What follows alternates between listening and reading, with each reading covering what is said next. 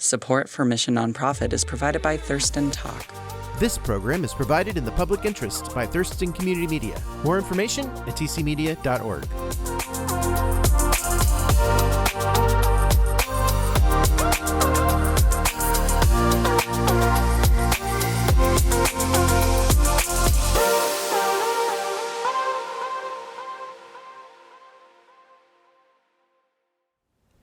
Hi, my name is Robert Cam, and you're watching Mission Nonprofit. Each month, we connect with local organizations and agencies that are making a positive impact in our communities. Today, we're here with DeeDee Anderson of C.A.R.E, Christlike Agrotourism for Racial Equality. Thanks for joining us, DeeDee. Thank you for having me. It's very nice to be here, Robert. Now, C.A.R.E is a brand new nonprofit organization. You Yes. started it 2 years ago. Yes. Do you want to give us a little overview about some of the things that you're going to do for the community? Absolutely. So C.A.R.E has a mission for creating a safe space for healing and hospitality. We saw it as a need for creating this space because of not only the pandemic, but a lot of things happening within the country and internal conflicts that people are having. And so I really wanted to establish C.A.R.E in hopes that those that are experiencing trauma or just wanting to connect and find ground themselves in spirituality can have a safe space to do that. So particularly for BIPOC, for the BIPOC community and Allies for Equality. Okay, and I know you have an interesting story about what inspired you to go on this path. Yes. It all started when you went to Europe and traveled.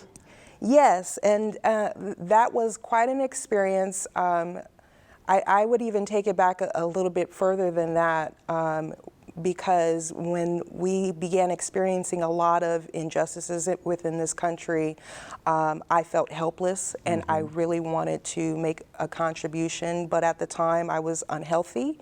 I was overweight, I was on antidepressants, I was in a bad way, and so I really knew that I needed to become well so that I can make a contribution myself. And so once my son turned 18 in 2018, and with his blessing, I left the States and I did travel. I went to Europe for 6 months. I spent 3 months in Italy, 2 months in Albania, and 1 month in Greece. I did some volunteer work.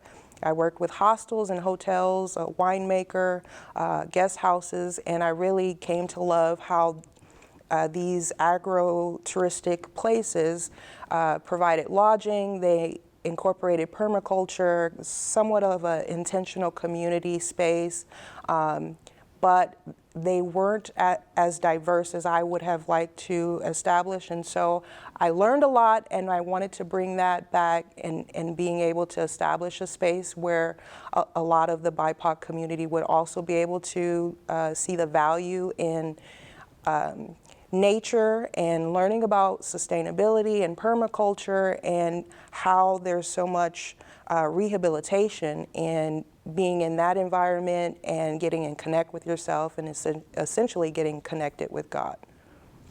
Nice. Can we go back to one of those words, permaculture? Yes. Can you explain that a little bit to me? So permaculture just briefly means working with the land.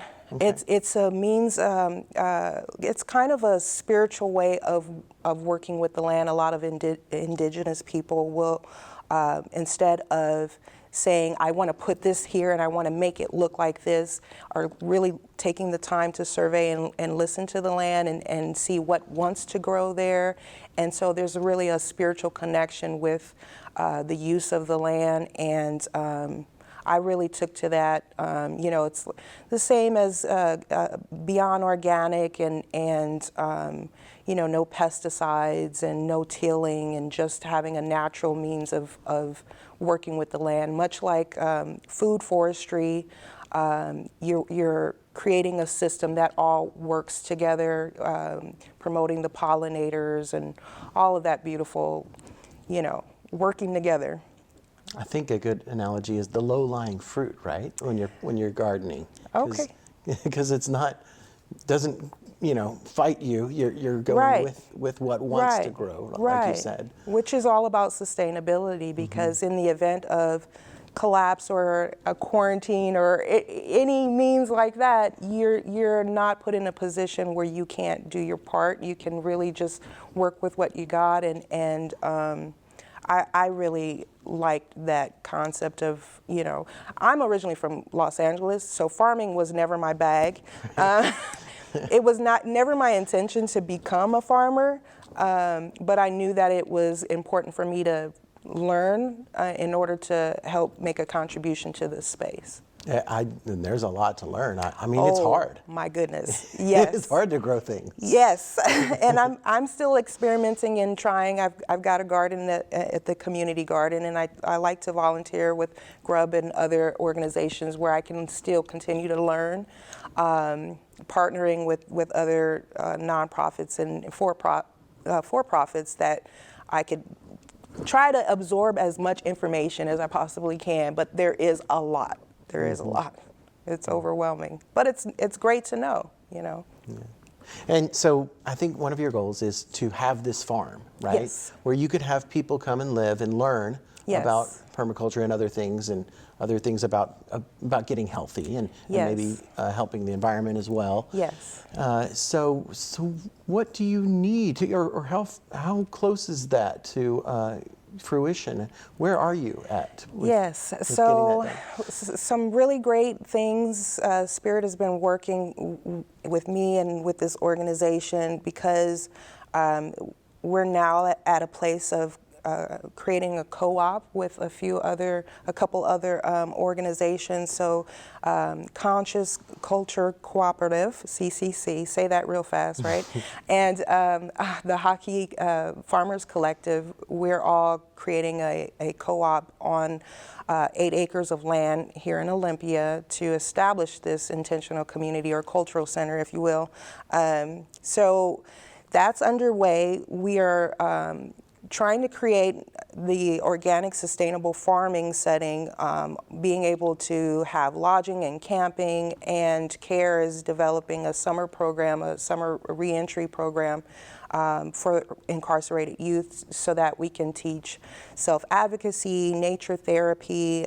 We have some really great curriculum from GRUB that is plant teachings for social and emotional growth, which was put together by some local Native women. So the nature therapy, we have a counselor who has their own practice who's going to be providing therapy services for the applicants who apply for the summer program.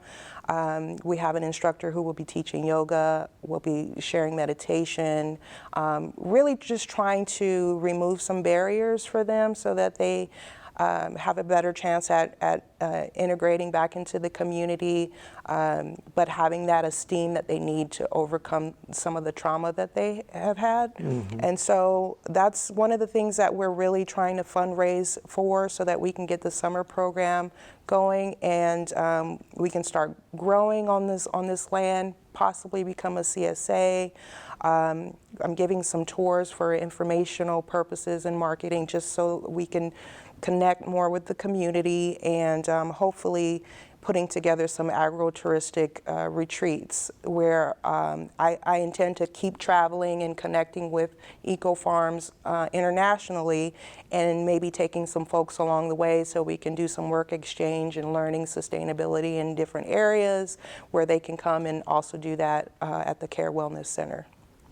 A CSA, is that where it's like a farm co-op? Is it where you can Community get vegetables? supported agriculture, Okay. yes. So it's farm to table. A lot of local organic sustainable farms you know, want to get their produce to the locals as soon as possible. And I've partnered with Full Circle in doing that because they have the Beyond Organic philosophy, much like the permaculture we were talking about. These farms producing this organic, you know, fruits and vegetables is really important to the C.A.R.E Wellness Center because creating this space for rehabilitation, spiritual rehabilitation, food is really vital in doing that, much like going through rehab for any other disorder.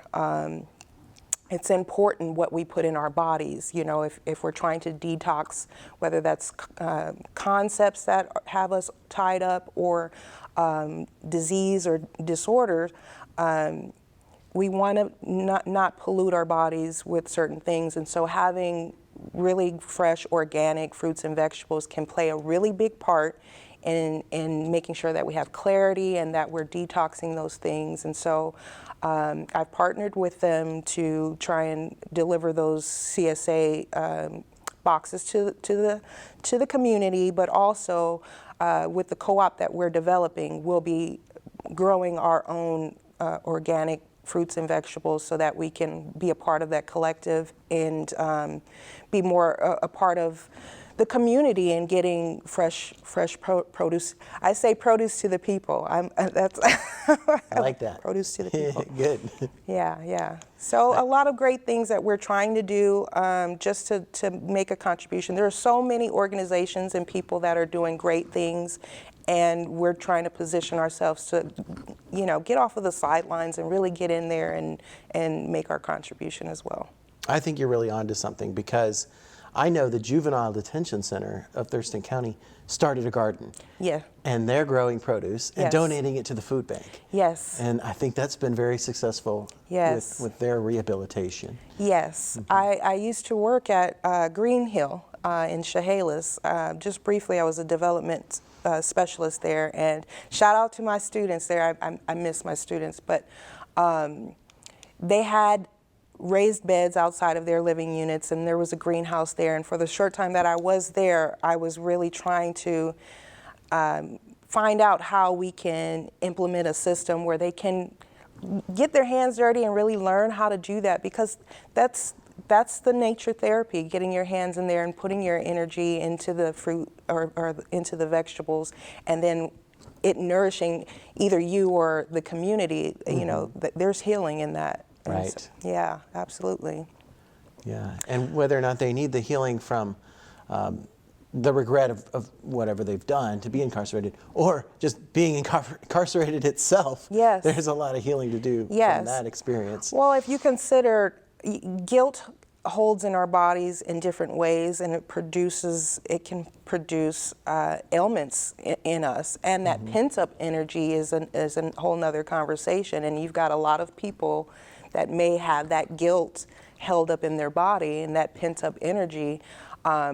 You know, nature therapy is a really great way to channel that energy so that it's not held up. It could create a more peaceful environment so that, you know, that healing can take place, and it would contribute to recidivism, allowing them to actually return to, you know, becoming contributors to their communities. So part of the summer program that I'm trying to develop and get that funding for would allow us to provide that once they have you know, gotten out and they're looking to integrate back into the community.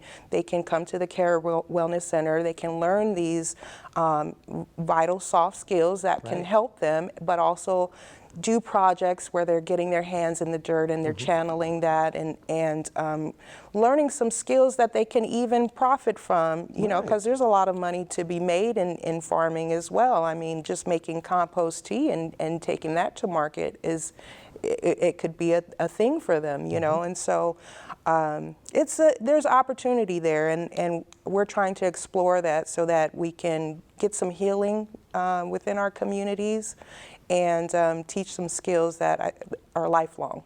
Okay, you have to explain to me compost tea. I'm learning so much from you about gardening. What is compost tea? Well, you know, I'm still learning about compost tea too. I'm using it in my garden, and it's you know, it creates so much more growth in your produce. It's this like month long. I think it's like maybe even up to 3 months long, depending. But there's like worm tea or compost tea. It's a whole like, I think, fermenting of your compost, and you put it back into your soil, and it strengthens the roots. Yeah, so they have some great places that make it. Some farms, even though they don't take it to market, they make it, and it's one of those things that, as simple as that, as processing your compost tea, that you could take to market, you know. And those are the things that I would hope to like talk to students about, talk to the applicants and my clients about, that I think a lot of folks from underprivileged communities don't know these things. Right. I didn't know these things. I'm learning so much. There's a whole world of information, whether it's with farming, sustainability, whether it's with chakras and spirituality, yoga, meditation. I grew up thinking these things were, you know, that's that hippie stuff, you know. Was it woo? Is that the woo? adjective? Yeah. So I've been called woo since I've been out here in Washington. I didn't know what it meant, That's the but first okay, time I've I'll heard take woo. it. I like it. It sounds good. I'm very woo because I'm spirituality has been my life. I grew up Baptist Christian. My dad is somewhat of a pastor, and I had always wanted to do mission work, but I have a background in administration and working with the youth. But this C.A.R.E Wellness Center is my baby. My baby is grown. He's 21. Mm-hmm. Shout out to my son, Safir. He's in California. But C.A.R.E Wellness Center is my baby, too, because it allows me to incorporate all of my experience and all of my passions and the causes that are important to me and the contributions that I feel God and Spirit has told me that's what I need to do. Is there a religious component of this agrotourism or of your nonprofit? Do you have that experience as well?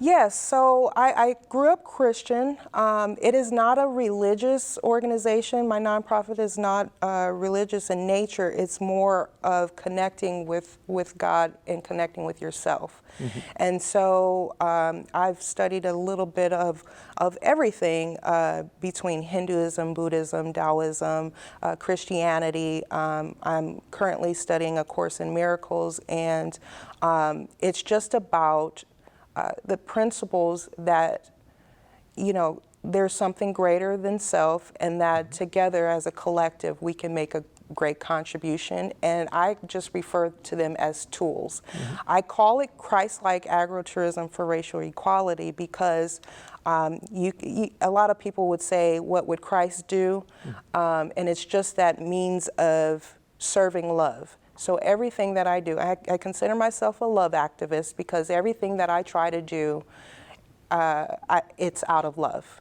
And that takes some practice, that takes some skill, because that means I have to not think of myself, I have to deflate my ego, and I have to think of the greater good and the contribution that I can make, because that's legacy. That's what I would like to leave behind, what I have tried to contribute to the cause. And so Christ-like, I think a lot, it has to do a lot with the healing that also needs to take place with those who have been seeking God and may have stumbled or may have had blockages or what have you. And so I just wanted to create a healing space, not a religious space, but being able to provide all of the tools that serve love, and anyone who were to come from whatever background or upbringing can have those tools available to them, and we could all figure out who we are and what contributions we're making individually. So that's where it kind of grew out of, you know. Mm-hmm.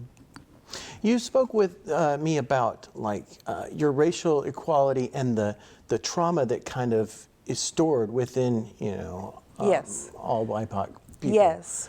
So there's a term I learned. There's been a lot of coincidences in my life, and one that stood out was I was supposed to go see Joy DeGruy speak, and I suffer anxiety. I have suffered anxiety for a very long time, and I didn't go see her speak because I was having a panic attack.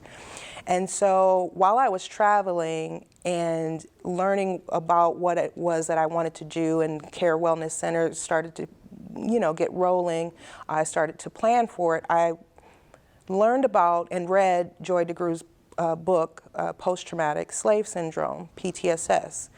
And so she talks a lot about how generational curses and trauma that date back to slavery, have affected our community and how we need to overcome that. And so I really wanted to integrate that into the C.A.R.E Wellness Center because having this healing space, particularly for BIPOC community and Allies for Equality, is stemmed from our history in this country. And that type of trauma, much like PTSD, we experience things that trigger us.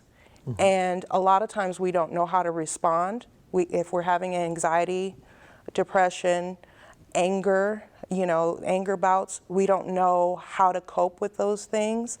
And speaking personally in dealing with depression and anxiety in my life, I didn't know. I didn't know anything about mental illness. I didn't know anything about what I was experiencing. And part of our community would often say, get over it. There wasn't enough education in how to deal with it. And so I wanted to create this safe space where we can talk about these things and talk about the tools and how to channel that energy, how to cope with that energy. And post-traumatic slave syndrome has been something that I've been actively trying to work on within myself, with the anger that I may have had over things that have happened historically in this country, or even personally with me and my son. My son has been, accosted as well. He's a young black man. He's 21 years old. And so how do we deal with that? And so I wanted to really integrate that into this healing space so that we can build esteem, we can try and cope with the anger, and we can learn more racial socialization. Learning about our history would really give us the confidence we need in order to just realize that we have everything that we need, and that we are free, and that it's a state of mind that we have to just overcome. We have to overcome our trauma. Yeah. So that's another one of those healing therapies. Yes. You've got the gardening, the growing. Yes. You've got like yoga, meditation. Yes. Letting go of the post-traumatic slave syndrome. Yes. What are some of the other therapies that you plan for? Well, I'm hoping to include martial arts. Nice. Yes, and so I would like to, with funding, of course, be able to contract instructors and guides from the community to come and present those tools as well, so that those underprivileged communities can have access and learn how to implement that in their life as well. So whether it's Taekwondo or whether it's Tai Chi, there are so many beautiful practices out there that I just would love to just lay out those tools. And for someone to just, that speaks to me. I want to try that, and have that available for them. So right now, you need to raise some money so Yes, that you can do. make all this stuff happen. and you're started. You've got your website. People Yes. can go there and probably donate on your website, Yes. right? Yes. There's a link on the website to donate. And that's carewellnesscenter.org. Yes, it's carewellnesscenter.org. We also are establishing our pharmacy and market online. So right now there's just some C.A.R.E merchandise, but once we get into the growing season and we produce some canning and produce, we can try and put that on the pharmacy and market. A great thing about the land where we're going to be headquartered in Olympia, there's a farm stand at the front, and so we'll have time to have the pharmacy market online, but we'll also be able to set up there and hopefully get some tours going monthly so that people can come, the public can come, we can give them tours, we can talk to them about our co-op and the C.A.R.E Wellness Center, and they can purchase some items there at the market.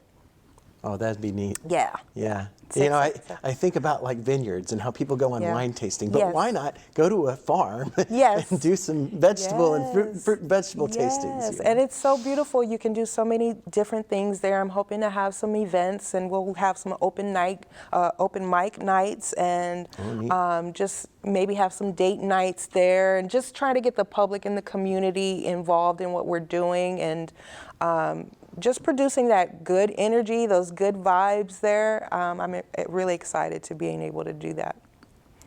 And you're going to have a fundraiser coming up in June. Yes. Right? So we're organizing Juneteenth, which is June 19th. It's on a Sunday from noon till 6 p.m. and we'll have some local vendors and food and some live music and ecstatic dance and a lot of things. And we're still open to, if anyone from the community wants to participate. We'll have some booths and just being out there and celebrate Freedom Day. It's a day of suffrage, but it's also a time to be grateful for the space that we have and coming together and just empowering and inspiring each other. So that'll be Juneteenth at the farm. I'll list the information online as well. Okay.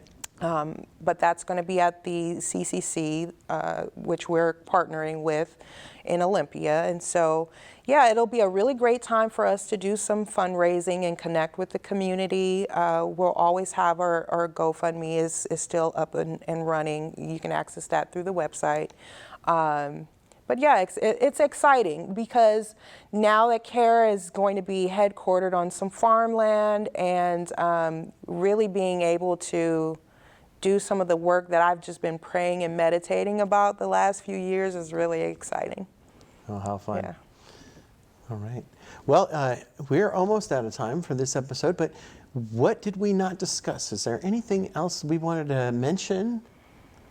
I don't think so. I think we covered all of it, Robert. So, the tours, I'm doing tours at Priest Point. And so I've been giving these 2-hour tours just to connect with the community. The next one I'll be having is on the 24th of April and probably the late into May. Either a Sunday or a Monday. I'll list it on the website. Okay. But I'm doing these tours, these free mindful hiking and meditation workshops. They'll be listed on Airbnb as well as an experience, just in connecting with visitors and the community so that we can talk about C.A.R.E. We can take some time to talk about meditation practices and kind of using the plant teachings and social and emotional growth that we would be implementing into our summer program. We'll also be doing farm tours. Dates for that will be listed up on the website. And I think we mentioned the summer program and the pharmacy and market. Yeah, there's some exciting things happening for C.A.R.E. Yeah. Well, thank you so much for coming to be on the show, DeeDee. Thank you for having me. Good luck with the future endeavors. Yes, thank you. Right. Be blessed. That's all we have for you for today. You can see Mission Nonprofit on Channel 77 or catch us online at TCMedia.org. For more information about C.A.R.E, go to their website at carewellnesscenter.org. You can also find them on Facebook at carewellnesscenter.org or on Twitter and Instagram at carewellnesswa. Thanks, DeeDee Anderson, for joining us, and thank you for watching Mission Nonprofit. We'll see you next time.